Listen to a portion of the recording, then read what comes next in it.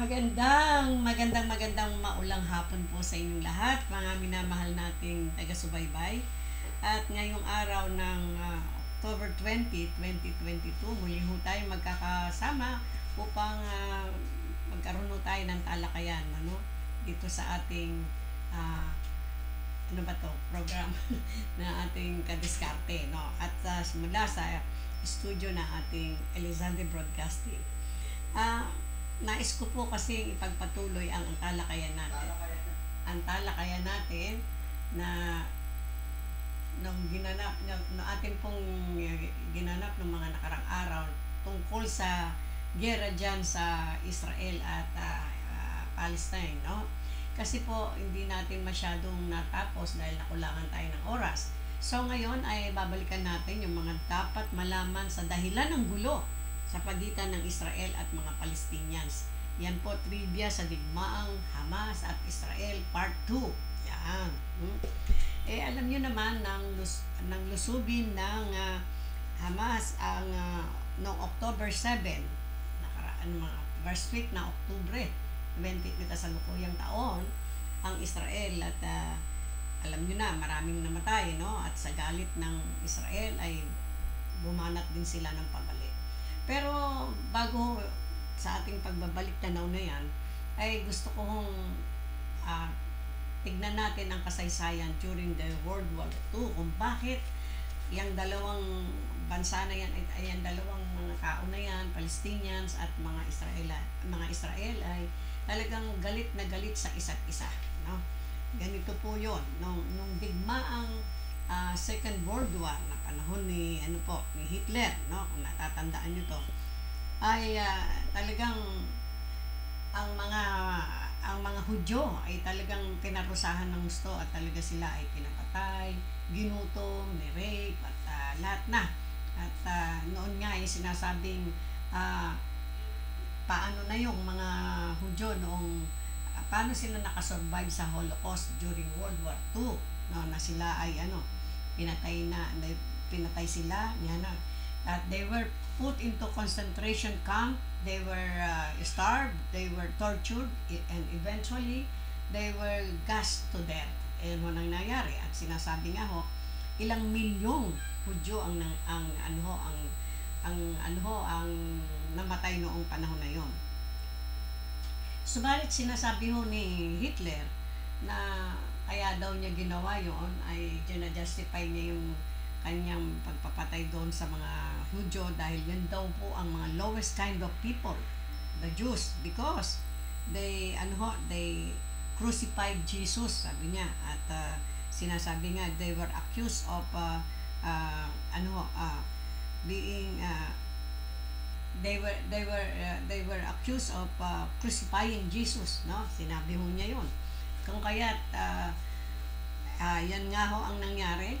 At sinasabi niya na anong klaseng tao ang mga Jews na yan, na kung saan ay wala yung sa kasaysayan daw from the Bible, kumbaga ay walang kasalanan yung si Jesus. Ay sa totoo lang nung panahon ni Pontius Pilate, si Pilato, no, sa ating Biblia sinasabi doon na tinanong niya ang mga Hudyo na yan, sinasabi, bakit nyo gustong ipapatay si Jesus? Wala silang masabing concrete na sagot. Siyempre, kung gusto mo ipapatay yung tao, kinakailangan siguro malaking pagkakasala ng tao ito. Maaaring nakapatay siya o anong mas malalang mga kasaysayang pang mga kasalanan, pero hindi ho nila masabi. At ang tangi nilang nasasabi ay kasi sinasabi niya siya daw ang hari. At sinasabi daw ni Jesus na siya ang hari ng Israel. Parang sinasabi niya gano'n, no? Kung ganyan, yan lang ang masasabi ninyo. Gusto kong magkaroon kayo ng desisyon. Itong si Barabas na isang kriminal o itong si Jesus ang gusto ninyong pakawalan natin dahil wala naman kayong masabi na talagang concrete na kasalanan nitong taong si Jesus. Bakit ninyo gusto siyang ipapatay? At alam naman natin na sa Bible ay ang pinili ng mga Hudyo ay si Barabas, na isang matinding isang kilalang kriminal at masamang tao. So yun po, yan ang pinanghawakan ni ni Hitler noong World War II, at kaya nung sila ay napalayas na sa kanilang lugar dahil nga sila ay natalo sa giyera, ano ang nangyari? Ayan, sila ay tinatawag na Wandering Jew, no? Kaya nga kalat-kalat ho sila kung saan bansa sila dahil wala silang sariling bayan, na kung saan katulad nating mga Pilipino na meron tayong sariling bayan, bayang Pilipinas, di ba? Wala ho silang bayan. But then sinabi ho sa kanila sila ay pinangakuan, nangako sa kanila pinangakuan ho sila ng Great Britain ba? Hindi natalo ng Great Britain ang Germany, no? Kung kaya't ang mga kaalyadong bansa tulad ng France, kailangan nila ang ayuda. Ang mga Briton o mga British ay sinabi ho, kung makukumbinsin ninyo ang Amerika na suportahan sila, the Great Britain na suportahan, pangako nila sa mga Jewish, sa mga Hudyo, na pag tumulong ang Amerika, bibigyan sila ng sariling bansa, bubuuin ng State of Israel. At ito nga po ay nangyari noong 1948 sa pamamagitan ng United Nations, kasunduan ng mga United Nations nagkasundo ang mga United Nations. Isa sa mga bansa ay ang Pilipinas na sumang-ayon sa pagkabuo ng State of Israel. Bumoto raw po ang Pilipinas noong 1948. Ang problema ay nakatira doon ang mga Palestino na inagawan ng lupain. Yan. So, nagalit siyempre mga Palestino. No? At sabi, bakit kayo pupunta dyan? Dyan na kami dati. Amin yan dati. At saka sinasabi, ito nga raw pong bansang Israel ay hindi pwedeng kamkamin ang lupa ng Palestino dahil sa kanila raw yun at matagal na silang nakatira doon. Pero ang gusto nga ng Israel ay sa kanila ang lupain ng ang gusto nila makuha ang Israel at ang Palestine na lugar, no? Na kung saan hindi papayag ang Palestino. Ayan po sa mapa. Kaya parati silang may gera-gera dyan. At noong 1947, ayan ho, kung nakikita nyo sa mapa, maliliit pa na mga lugar, yung pong mga puti na yon sa kaliwa, na kung saan berdeng-berde yung lugar ng Palestinian, ay kakaunti lamang ang sakop ng mga Israel people. But then, nung mga sumunod, nung 1947, mapapansin ho natin na lumalawak ang sakop ng Israel, kasi parang nananalo sila sa mga digmaan, no? Hanggang nung 1949 to 1987, ayun, natira na lang ho, konti na lang ang sa Palestinian. At itong 2005 ay halos sa Israel na ang mga lupain na yan. Kung kaya nagagalit na ang Palestinian, at siya ay nanawagan sa mga kamuslimang country na sabi, kung kayo ay talagang nakikiisa at matatapang, dapat na makiisa kayo ngayon sa atin, sinabi niya. Pero according ho sa Bible nga, di ba? Sa umpisa pa lamang ay sinasabi nga na pinangakuan, sabi nga po na Jesus, na kung kayo ay magbabalik loob sa akin, anong sabi? Ibabalik ko sa inyo ang inyong lupain. Yan ang sabi ni Jesus, Kung kaya ang mga Israel people ay para bang nanumbalik ba sila sa paniniwala kay Jesus, no? At kaya siguro masasabi natin na sila siguro ay pinatubayan, kaya sila ay nananalo sa mga digmaang nangyari. Samantalang ang mga Palestinian na marami hong kakamping mga Muslim countries, no?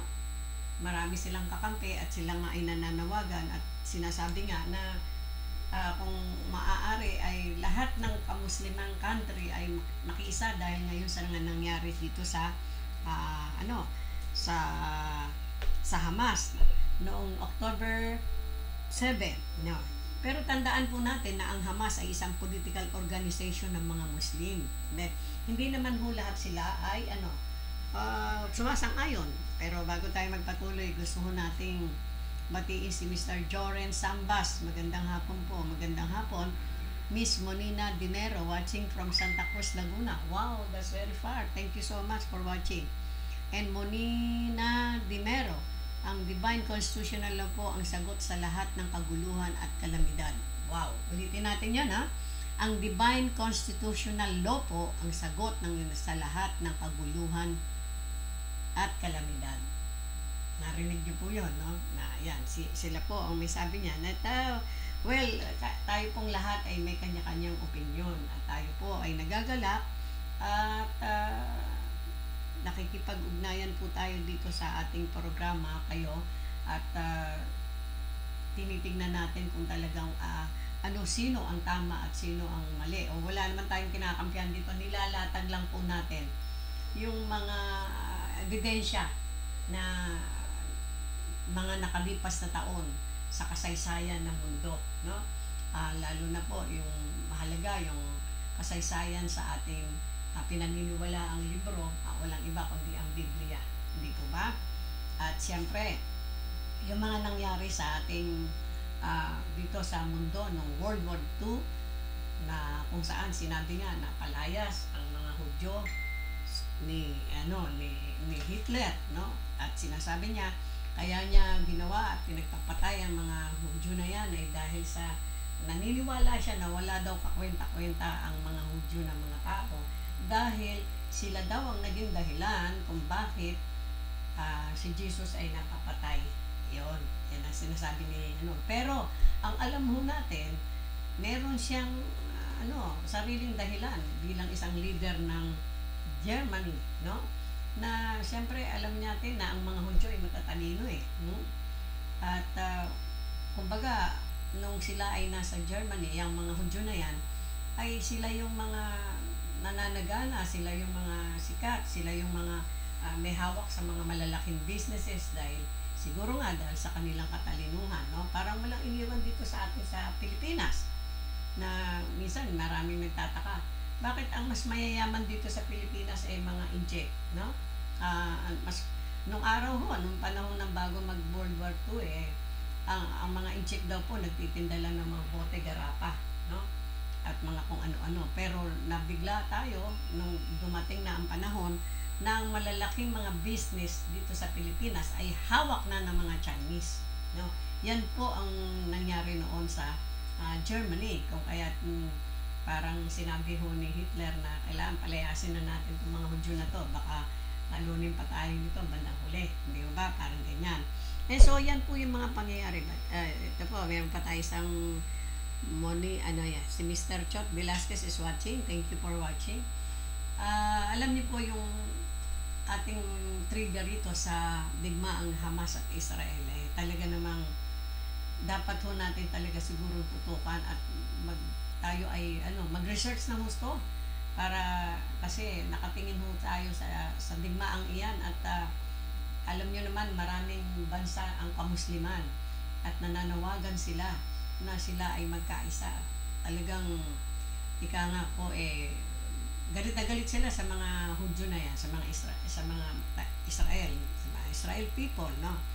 Pero wala ho tayong kinakampihan, inilalatag lang natin yung mga nakuha nating mga research na to. Ito nga po, napapakita rito sa ating ibitalakayan yung ating mga mapa na since 1947 hawak ng Palestine, ng mga Palestine ang